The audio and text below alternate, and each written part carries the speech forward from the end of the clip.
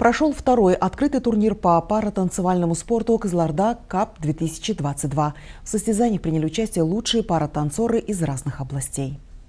Айша Айтпимбетова в 2015 году получила инсульт. После 3 лет, проведенных в стенах дома, она приняла решение, что нужно взяться за себя и продолжить жить. Так она нашла себя в спортивных танцах для людей с ограниченными возможностями.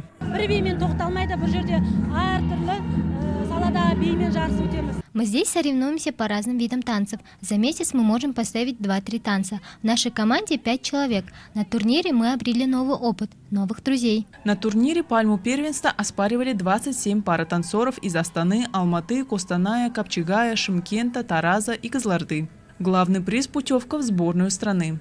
Программа уходит в исполнении одиночных женщин или мужчин, общих программ, а также раздельных европейской и латиноамериканской программ.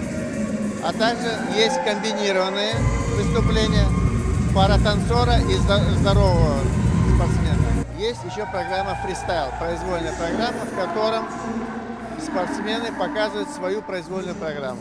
Оценивали мастерство паратанцоров признанные специалисты. Среди основных критериев – техника, уровень сложности, чувство ритма. Сейчас жюри подводит итоги, но нам удалось узнать, что кызылординцы Айтпимбетова Айша и Мурат Избенбетов заняли 3-е место в категории дуо фристайл. Амина Усенова, Айбек Харжаубай, Дархан Тухсиев, телеканал Кызылорда.